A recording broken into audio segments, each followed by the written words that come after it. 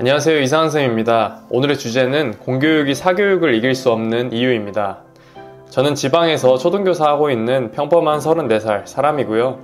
그냥 제가 하고 싶은 말 하려고 유튜브 영상을 찍는 별 볼일 없는 사람입니다. 가볍게 들어주셨으면 좋겠습니다. 오늘은 공교육이 사교육을 이길 수 없는 이유 3가지를 생각해 보았습니다. 첫 번째입니다.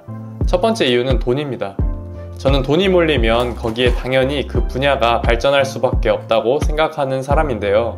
그 이유는 자본주의라는 것이 사람의 이기심과 욕심으로 인해 돌아가는 시스템이기 때문에 더 많은 돈을 받을 가능성이 있으면 더 많은 사람들이 몰리며 경쟁적이게 되고 경쟁으로 인해 더 좋은 서비스를 제공하며 앞서 나가기 위한 사람들이 모여 더 크게 발전할 것이라고 생각합니다. 사교육의 경우 학생들을 가르치는 능력으로 큰 인정을 받고 유명해지면 그만큼 많은 돈을 벌 수 있지만 공교육의 경우는 대부분의 선생님들이 받는 월급이 비슷하고 차이라 해봐야 받는 성과급 정도만 달라서 더 나은 서비스를 제공하려는 의욕을 다소 떨어뜨리는 시스템이라고 생각합니다.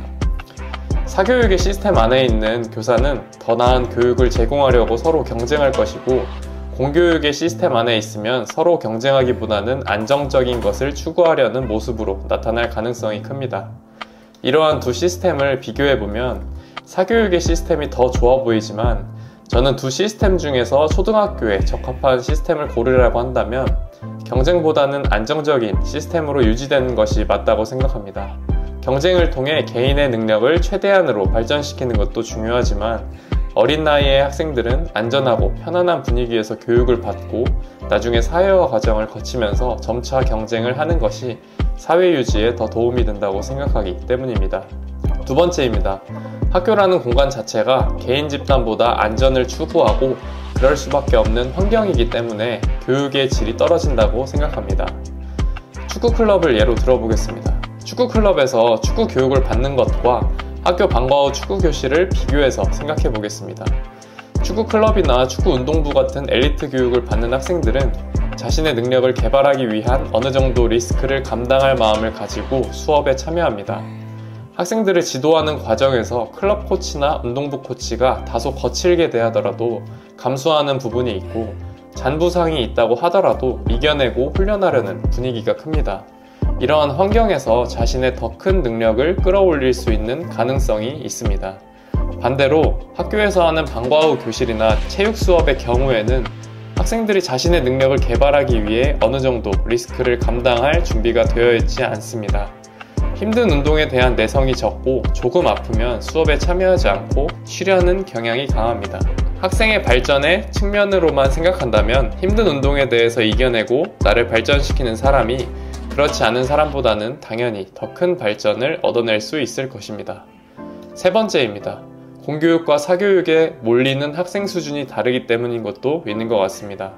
공교육 안에는 굉장히 다양한 학생들이 있습니다. 제가 경험했던 초등학생들 중에서 역사나 과학 등 한 분야에서 다양한 책을 읽어서 저보다 많은 상식을 알고 있는 학생도 있는 반면에 고학년임에도 저학년 수준의 교과 도달을 하고 있는 학생들도 많이 봐왔습니다.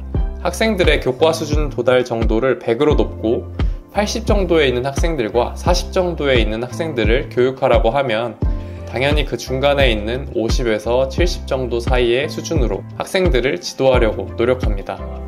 너무 수준이 높아도 공부를 못하는 학생은 수업의 집중도가 떨어지고 너무 수준이 낮아도 공부를 잘하는 학생의 수업의 집중도가 떨어집니다. 반면에 사교육은 공부에 의지가 있는 학생들이 모이며 학생의 수준에 따라 반을 나눠서 수업을 받기도 합니다. 목표가 서로 비슷한 학생들이 비슷한 환경에서 수업을 하면 목표 도달에 대한 의지도 높고 수업의 집중도도 훨씬 높아지겠죠. 오늘은 공교육이 사교육을 이길 수 없는 이유 3가지에 대해 생각해 보았는데요. 공교육이 사교육을 못 이기니까 공교육이 쓸모없다는 얘기가 아니라 공교육과 사교육은 서로 지향하는 바가 다르다고 생각합니다. 공교육은 인간의 전인적 성장과 기초교육을 보장받는 성격이 강하고 사교육은 자신의 목표하는 것을 도달하기 위한 부스터 같은 역할을 한다고 생각합니다. 오늘도 저의 이야기를 들어주셔서 감사합니다. 하루하루 인생을 열심히 살아가시는 구독자 여러분들을 응원합니다. 파이팅!